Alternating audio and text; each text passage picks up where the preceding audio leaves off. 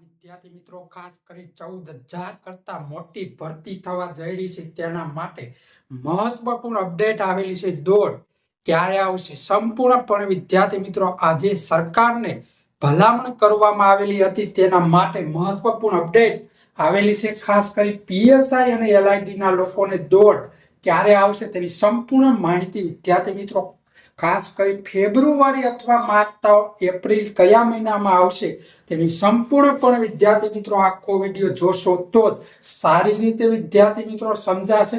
દોડ ક્યારે આવશે તેના માટે વિદ્યાર્થી મિત્રો માટે ખાસ કરી મનમાં પ્રશ્ન થઈ રહ્યો હતો. સરકારને ભલામણ આજે જ અને વિદ્યાર્થી મિત્રો વધારે લોકોએ ભલામણ કરવામાં આવેલી છે. આજે તમામ માહિતી આજની નવી અપડેટ છે. ખાસ કરી હમણાં જીઆરએસસી કમિટી દ્વારા સરકારને ભલામણ કરવામાં આવે છે, કેમ કે વિદ્યાર્થી મિત્રો 6 થી 12 મહિનાની અંદર પૂર્ણ કરવી જોઈએ ભરતી. 3 સ્ટેપ બાય ભરતીની ખાસ કરી તેને હવે 2 સ્ટેપમાં ભરતી કરવા માટે ભલામણ સરકારને કરવામાં આવેલી છે. તેના માટે વિદ્યાર્થી મિત્રોના પ્રશ્ન થઈ રહ્યો હતો. ખાસ કરી દોડ ક્યારે આવશે તેના માટે સોલ્યુશન વિદ્યાર્થી મિત્રો આજે 4:30 વાગે આવેલી નવી અપડેટ ખાસ કરી તેના માટે ભરતીની 6 થી 9 મહિનાની અંદર પૂર્ણ કરવાની જોઈએ. ખાસ કરી આ મહત્વપૂર્ણ અપડેટ સરકારને વિદ્યાર્થી મિત્રો ગુજરાત સરકાર દ્વારા મહત્વપૂર્ણ પગલું જો આ ભરવામાં આવશે તો 2 સ્ટેપમાં ભરતી થઈ જશે. તો 6 થી 9 મહિનામાં તમને લોકોને પણ નિમણૂક પત્ર મળવા પાત્ર થશે.